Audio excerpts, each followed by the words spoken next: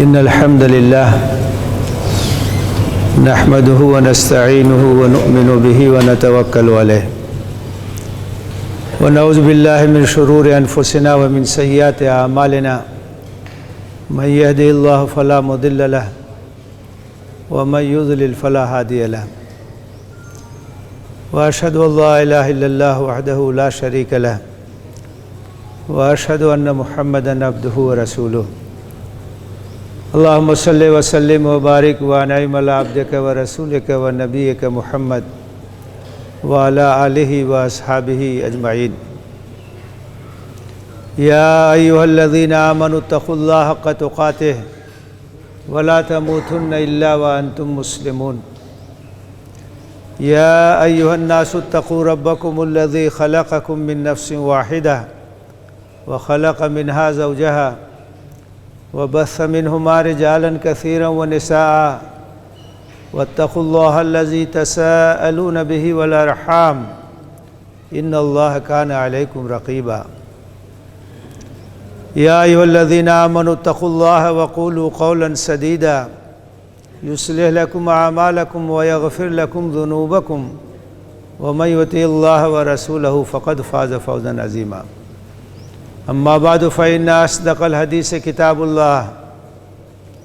وخير الهدي هدي محمد صلى الله عليه وسلم وشر الأمور محدثاتها وكل محدثة بدعة وكل بدعة ضلالة وكل ضلالة في النار أعوذ بالله من الشيطان الرجيم بسم الله الرحمن الرحيم شهر رمضان الذي أنزل فيه القرآن هدى للناس وبينات من الهدى والفرقان فمن شهد منكم الشهر فليصم ومن كان مريضا أو على سفر فعدة من أيام أخر يريد الله بكم اليسر ولا يريد بكم العسر ولتكملوا العدة وَلِتُكَبِّرُوا اللَّهَ عَلَى مَا هَدَاكُمْ وَلَعَلَّكُمْ تَشْكُرُونَ رمضان کا مہینہ وہ مہینہ ہے جس میں قرآن نازل کیا گیا جو تمام انسانوں کے لیے ہدایت ہے اور اس میں ہدایت اور حق اور باطل کے درمیان امتیاز کے واضح دلائل ہیں تو تم میں سے جو کوئی بھی رمضان کا مہینہ پائے اسے چاہیے کہ وہ رمضان کے روزے رکھے اور اگر کوئی مریض ہو یا مسافر ہو تو دوسرے دنوں میں اس کی تکمیل کر لے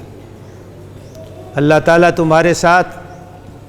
آسانی چاہتا ہے اور تمہیں پریشانی میں مبتلا کرنا نہیں چاہتا اور ایسا اس لیے ہے تاکہ تم تعداد مکمل کر لو اور اللہ نے تمہاری ہدایت کا جو سامان کیا ہے اس پر اس کی کبریائی کا اعلان کرو اور تاکہ تم شکر ادا کرو محترم حاضرین رمضان کا مہینہ بہت تیزی کے ساتھ گزر رہا ہے ابھی چند روز قبل ہم اور آپ اس ماہ مبارک کے استقبال کی تیاری کر رہے تھے اور دیکھتے ہی دیکھتے یہ مبارک مہینہ شروع ہو گیا اور اس کی آج 6 تاریخ ہو گئی زندگی اسی طرح سے بہت تیزی کے ساتھ گزرتی ہے وقت کسی کا انتظار نہیں کرتا ہے جو لوگ وقت کا صحیح استعمال کرتے ہیں وہی کامیاب ہے تو روزے کی عبادت ایک ایسی عبادت ہے جس میں پریشانی بھی ہوتی ہے کیونکہ بھوک اور پیاس کی تکلیف برداشت کرنی پڑتی ہے اور خاص طور سے یہ موسم جو شدید گرمی کا موسم ہے تو اس میں شدید پیاس کا احساس ہوتا ہے تو یہ مشقت یہ دشواری کچھ اعلیٰ مقاصد کے لیے اللہ تعالیٰ نے روزے فرض کیے ہیں تو اس کے بہت سے ثمرات ہیں، اس کے بہت سے فوائد ہیں جو ہمیں حاصل ہوتے ہیں، اور ان ثمرات پہ اگر ہماری نگاہ ہو تو یہ تکلیف آسان ہو جاتی ہے۔ اللہ تعالیٰ یوں ہی بھوک اور پیاس کی تکلیف میں مبتلا نہیں کرتا ہے، اس کے ذریعے سے ہماری تربیت مقصود ہے، اس کے ذریعے سے ہمارا تزکیہ مقصود ہے، اور بڑے قیمتی فوائد ہیں جو کہ روزے کے ذریعے سے حاصل ہوتے ہیں۔ اس کا جو سب سے بڑا ثمرہ ہے، اس کا جو سب سے بڑا مقصد ہے، اس کا ذکر تو اسی آیت میں کیا گیا ہے جس میں روزے کی فرضیت کا ذکر ہے۔ یا ایھا الذین آمنوا کتب علیکم الصیام کما کتب علی الذین من قبلکم لعلکم تتقون، اے ایمان لانے والو تم پہ روزے فرض کیے گئے ہیں جیسا کہ تم سے پہلے کے لوگوں پہ فرض کیے گئے تھے تاکہ تمہارے اندر تقوی پیدا ہو۔ تو سب سے بڑا فائدہ اور سب سے بڑا ثمرہ جو روزے کا ہمیں ملتا ہے، ایک روزہ دار کو ملتا ہے، وہ تقوی اور خدا ترسی ہے، اللہ کے سامنے جواب دہی کا احساس ہے، اللہ کی نگرانی اور اللہ کی نگہبانی کا احساس ہے۔ روزہ ہمارے اندر اس احساس کو مضبوط کرتا ہے،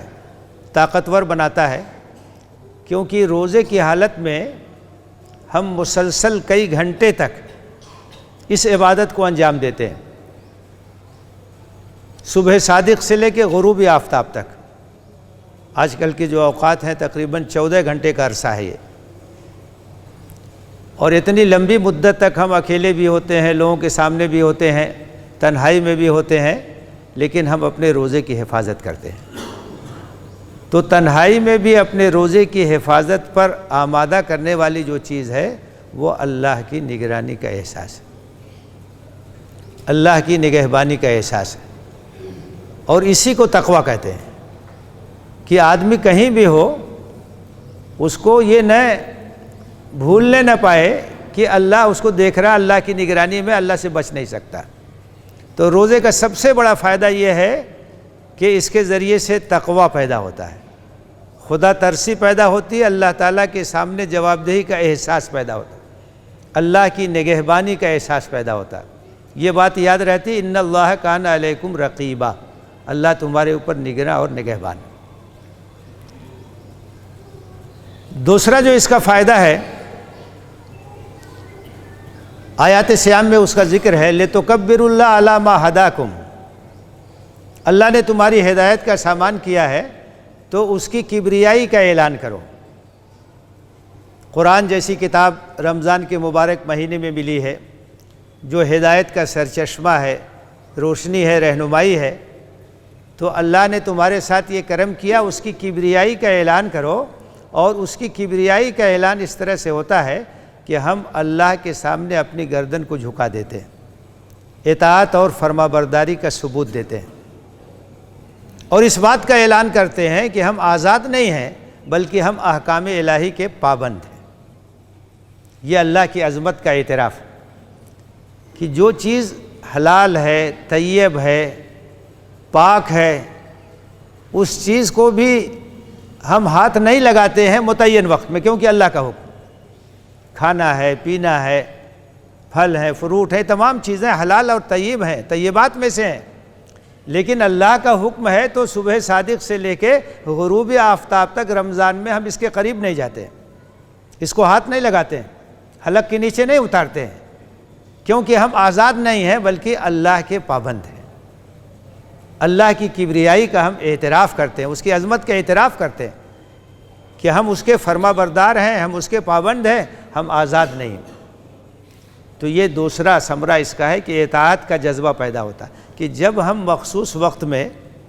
حلال اور طیب چیز کے قریب نہیں جاتے تو حرام چیز کے قریب ہم کیسے جا سکتے ہیں؟ اسی لیے اللہ کے رسول صلی اللہ علیہ وسلم نے فرمایا کہ من لم یدع قول الزور والعمل به فلیس للہ حاجۃ فی ان یدع طعامہ وشرابہ، کہ اگر روزہ رکھ کر کے بھی کوئی آدمی جھوٹ بولنا نہ چھوڑے اور غلط کام کرنا نہ چھوڑے تو اللہ کو اس بات کی کوئی ضرورت نہیں ہے کہ کھانا پینا وہ چھوڑے۔ یعنی روح جو ہے، روزے کی جو روح ہے، اس کا جو پیغام ہے وہ اطاعت اور فرما برداری۔ اللہ تعالیٰ نے جس چیز سے روک دیا، جس وقت روک دیا، ہم رک جائیں گے۔ وہ جیسے ہی اجازت دے گا ہم اس کو استعمال کریں گے، یہ اس کا پیغام ہے۔ تو اس نے تو جھوٹ سے ہمیشہ روک دیا ہے، تو اس نے تو غیبت سے ہمیشہ کے لیے روک دیا ہے۔ تو جن چیزوں کو اس نے حرام ٹھہرایا ہے ہم تو کبھی اس کے قریب نہیں جا سکتے۔ تو یہ اللہ کی کبریائی کا اعلان، اطاعت شعاری کی ایک مشق ہے جو روزے کے ذریعے سے ہوتی ہے۔ تیسرا فائدہ اس کا بھی ذکر اس آیت میں ہے، وَلَعَلَّكُمْ تَشْكُرُونَ، تمہارے اندر شکر گزاری پیدا ہو، تمہارے اندر تشکر کا اور احسان مندی کا جذبہ پیدا ہو۔ اللہ کی نعمتیں تو بے شمار ہیں، اور اگر ہم اللہ کی نعمتوں کو شمار کرنا چاہیں تو شمار نہیں کر سکتے۔ وَإِن تَعُدُّوا نِعْمَتَ اللَّهِ لَا تُحْصُوهَا، اللہ کی نعمتوں کو اگر شمار کرنا چاہو تو تم شمار نہیں کر سکتے، بے حد و حساب ہے۔ ایک مومن کی پہچان یہ ہے کہ نعمتوں کا استعمال وہ کرتا ہے جذبہ تشکر کے ساتھ، احسان مندی کے جذبے کے ساتھ، کہ سب اللہ کا فضل ہے اور اسی کے دینے سے یہ چیز ہمیں ملتی ہے۔ تو عام حالات میں آدمی اللہ تعالیٰ کی نعمتوں کا استعمال کرتا، اس کو احساس نہیں ہوتا، اس کی قدر و قیمت کا احساس نہیں ہوتا۔ لیکن رمضان میں جب دن بھر کی بھوک اور پیاس کے بعد افطار کے وقت وہ اللہ تعالیٰ کی نعمتوں کو استعمال کرتا ہے تو اس کو اندازہ ہوتا ہے کہ ان نعمتوں کے اندر کتنی عظمت ہے، یہ کتنی عظیم نعمتیں ہیں۔ تو شکر کا جذبہ پیدا ہوتا ہے، قدردانی کا جذبہ پیدا ہوتا ہے۔ اس لیے آپ دیکھیے افطار کے بعد جو دعا پڑھی جاتی ہے، ذهب الظمأ وابتلت العروق وثبت الاجر انشاءاللہ، پیاس جاتی رہی اور رگیں تر ہو گئیں، اجر بھی انشاءاللہ پکا ہے۔ تو ان نعمتوں کی قدر کا احساس ہوتا ہے، کتنی بڑی نعمتیں یہ ہے۔ پانی ہی عام حالات میں آدمی اس کی قدر و قیمت کو نہیں پہچانتا، اور جن علاقوں میں فراوانی ہے تو اس کی قدردانی نہیں ہوتی ہے، لیکن جہاں پانی کی کمی ہے وہ لوگ قطرے قطرے کی قدر کرتے ہیں۔ تو زبردست نعمت ہے، کھانے پینے کی چیزیں ہیں، تمام چیزیں اللہ تعالیٰ کی بہت بڑی نعمتوں میں سے ہیں۔ رمضان میں ان کی قدر و قیمت کا احساس ہوتا ہے اور تشکر کا جذبہ پیدا ہوتا ہے، احسان مندی کا جذبہ پیدا ہوتا ہے، اور ایمان کا آغاز ہی احسان مندی کے احساس کے ساتھ ہوتا ہے۔ اس لیے سورہ فاتحہ کے الحمدللہ رب العالمین، سب شکر و سپاس اور تعریفیں اللہ کے لیے جو سارے جہان کا رب ہے، اس کا پالنہار ہے۔ ایک مومن اور غیر مومن میں فرق یہی ہے کہ مومن احسان مند ہے، اللہ کے احسان کو مانتا ہے، تشکر کے جذبات اس کے اندر پائے جاتے ہیں، اور ایک غیر مومن وہ اللہ کا احسان مند نہیں ہوتا، ناشکرا ہوتا ہے۔ تو یہ ایک بہت بڑا ثمرہ ہے کہ رمضان کے روزوں کی وجہ سے اللہ تعالیٰ کی نعمتوں کی قدر و قیمت کا احساس ہوتا ہے اور تشکر کا جذبہ پیدا ہوتا ہے، وَلَعَلَّكُمْ تَشْكُرُونَ، تاکہ تم شکر گزار بن جاؤ۔ چوتھا فائدہ اور چوتھا ثمرہ اس کا یہ ہے، قوت ارادی مضبوط ہوتی ہے۔ اور اس زندگی میں، یہ زندگی تو ایک کشمکش کا نام ہے، ایک امتحان کا نام ہے مسلسل، اور اس میں وہی لوگ کامیاب ہوتے ہیں جن کی قوت ارادی مضبوط ہوتی ہے، جن کا ول پاور مضبوط ہوتا ہے۔ مضبوط قوت ارادی کے بغیر زندگی کے امتحان میں کوئی کامیاب نہیں ہو سکتا، اور روزہ ایک ایسی عبادت ہے جس کے ذریعے سے قوت ارادی مضبوط ہوتی ہے۔ پیاس لگی ہے لیکن پانی نہیں پئیں گے، بھوک لگی ہے لیکن ایک لقمہ بھی ہم اپنے حلق کے نیچے نہیں اتاریں گے، چاہے پانی اپنی طرف کھینچے، چاہے کھانا اپنی طرف کھینچے، ہم اپنی جگہ سے ٹل نہیں سکتے۔ ہماری قوت ارادی مضبوط ہوتی ہے، ہمارا ول پاور مضبوط ہوتا ہے، اور اس کے ذریعے سے ہم زندگی میں کامیابی حاصل کر سکتے ہیں۔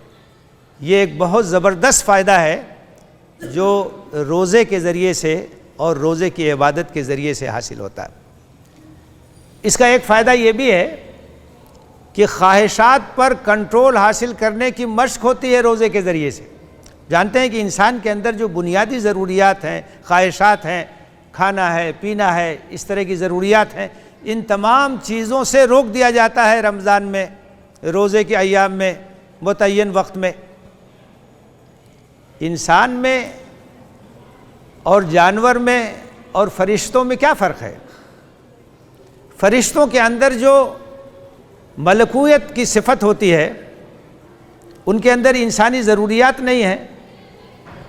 وہ ایک الگ مخلوق ہے۔ جانور کے اندر روحانیت نہیں ہے، اس کے اندر صرف مادیت ہے۔ انسان ایک ایسی مخلوق ہے جس کے اندر روح بھی ہے، مادہ بھی ہے، جسم بھی ہے اور روح بھی ہے۔ جسم کے الگ تقاضے ہیں، روح کے الگ تقاضے۔ تو آدمی اگر اپنی خواہشات کا غلام ہو جائے تو انسان اور جانور میں کوئی فرق نہیں رہے گا، یکساں ہو جائیں گے۔ انسان کو اپنی خواہشات پر قابو حاصل کرنا چاہیے، کنٹرول کرنا چاہیے۔ وَأَمَّا مَنْ خَافَ مَقَامَ رَبِّهِ وَنَهَى النَّفْسَ عَنِ الْهَوَىٰ فَإِنَّ الْجَنَّةَ هِيَ الْمَأْوَىٰ، جو اللہ کے سامنے جواب دہی کے احساس کے ساتھ جیتا ہے اور خواہشات پہ قابو رکھتا ہے تو اس کا ٹھکانہ جنت ہے، وہ اللہ کی رضا کے گھر میں ہوگا۔ تو خواہشات پر قابو حاصل کیے بغیر ہم کامیاب نہیں ہو سکتے ہیں، اور روزہ ہم کو خواہشات پر قابو حاصل کرنے کی مشق کراتا ہے،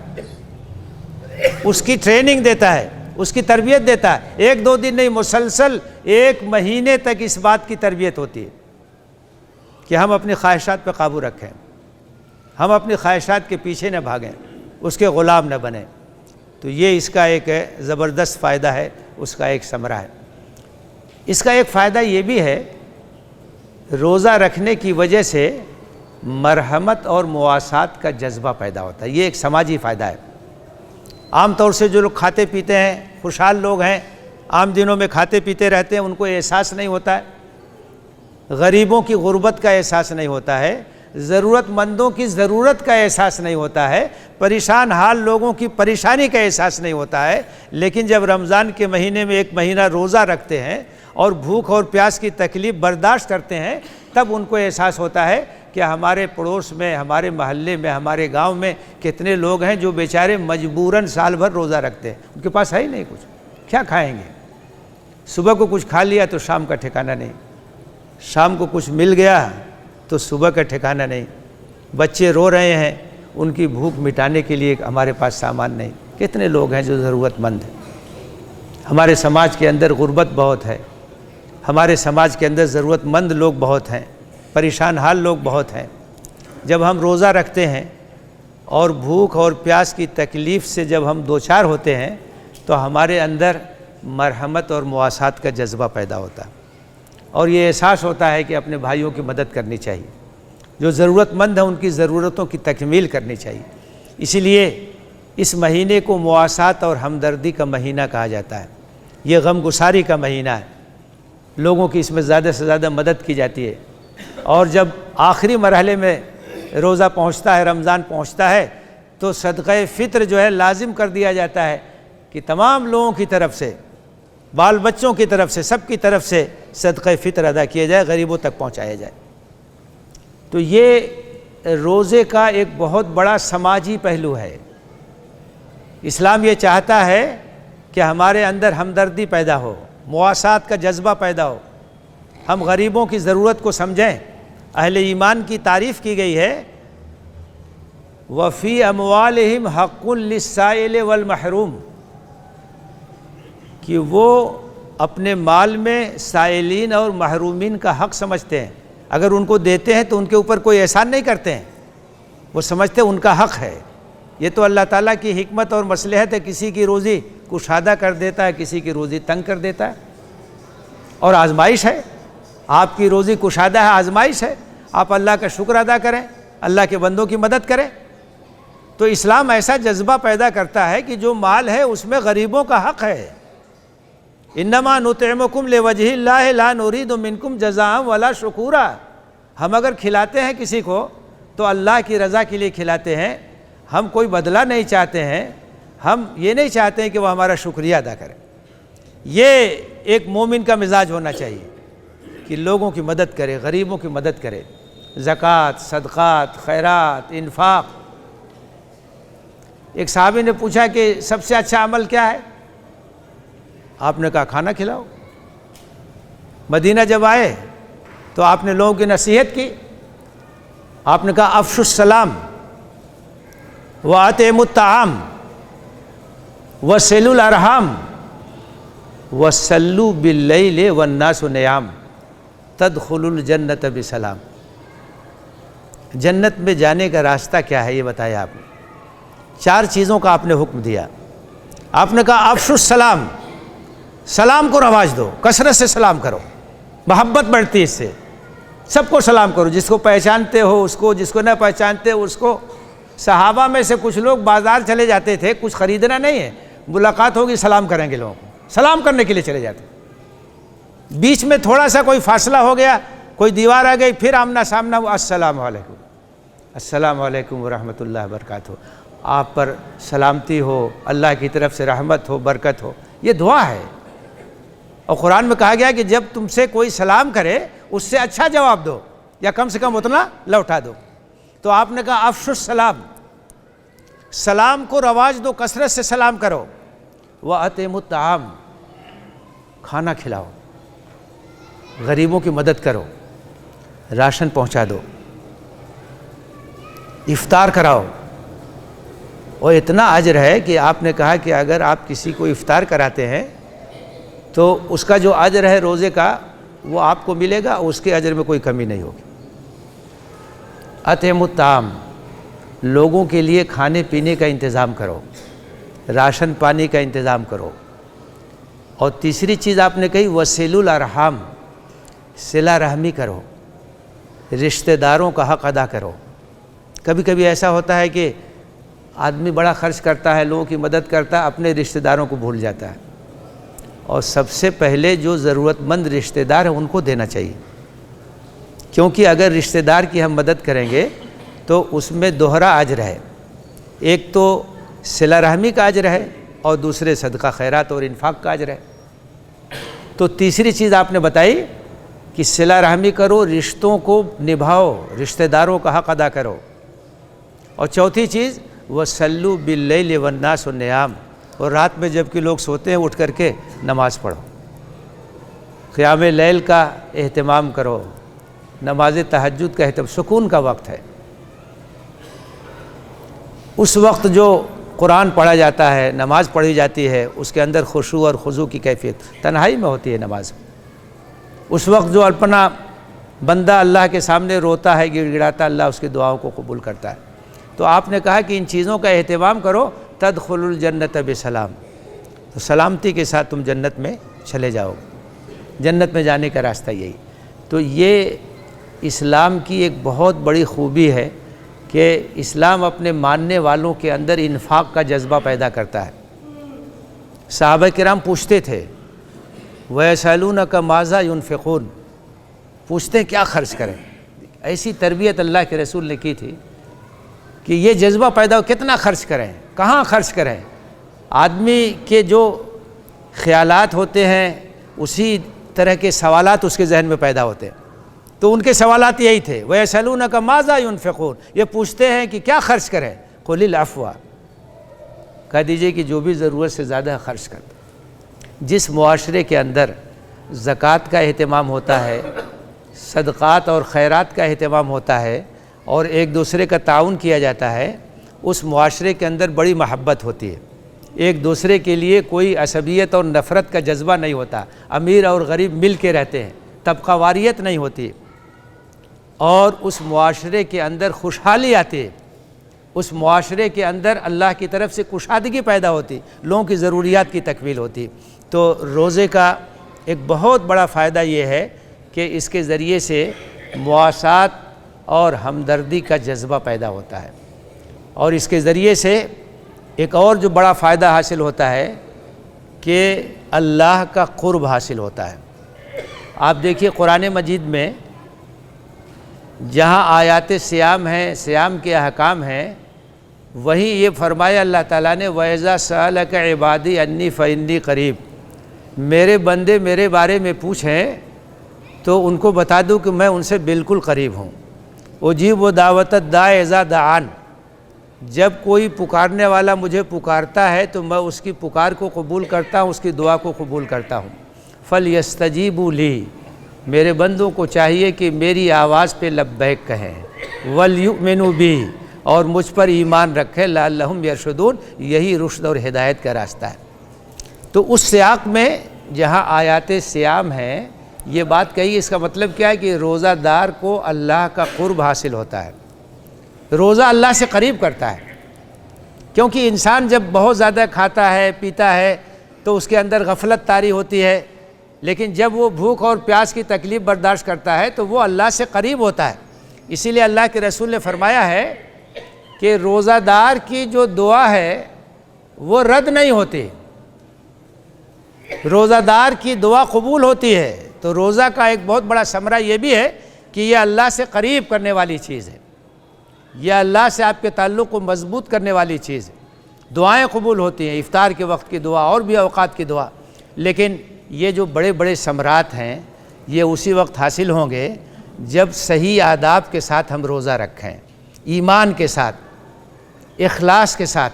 من صام رمضان ایمانا واحتسابا غفر لہ ما تقدم من ذنبہ، کہ جو لوگ رمضان کے روزے رکھتے ہیں ایمان اور اخلاص کے ساتھ اللہ کی رضا کے لیے، ان کے گناہوں کی بخشش ہو جاتی ہے۔ تو آداب صیام کا لحاظ کریں، اخلاص کے ساتھ روزے رکھیں، اس میں جو مستحب چیزیں ان کا ہم خیال کریں، زیادہ سے زیادہ اللہ کا ذکر کریں روزے کی حالت میں، افطار کے جو آداب ہیں ان کا لحاظ کریں، سحری کے آداب کا لحاظ کریں، قرآن سے زیادہ اپنا رشتہ مضبوط کریں، قرآن کی تلاوت کریں، قرآن کی تفسیر پڑھیں، قرآن کے درس میں شریک ہوں۔ تو روزے کے جو آداب ہیں ان کا جب ہم لحاظ کریں گے تو روزے کے ثمرات ہمارے اوپر مرتب ہوں گے، اور اس کے فوائد سے ہم فیضیاب اور ہمکنار ہوں گے۔ اور ان فوائد اور ثمرات کو اگر ہم دیکھیں تو جو بھوک اور پیاس کی تکلیف ہوتی ہے یہ کوئی بہت بڑی چیز نہیں، اس لیے کہ کسی بڑی چیز کو حاصل کرنے کے لیے قربانی دینی ہوتی ہے، اور مسئلہ صرف ہمت کا ہے۔ آپ ہمت کریں ہر چیز آسان ہو جائے گی، کوئی مشکل نہیں ہوگی، کوئی پریشانی نہیں ہوگی۔ تو اللہ سے دعا ہے کہ ہمیں صحیح آداب کے ساتھ رمضان کے روزے رکھنے کی توفیق دے، نمازوں کے اہتمام کی توفیق دے، قرآن مجید سے اپنے تعلق کو مضبوط کرنے کی توفیق دے، اور زیادہ سے زیادہ صدقہ اور خیرات اور غریبوں کی مدد کرنے کی توفیق دے، آمین۔ وآخر دعوانا ان الحمد للہ رب العالمین۔ اقول قولی ھذا واستغفر اللہ لی ولکم اجمعین فاستغفروہ انہ هو الغفور الرحیم۔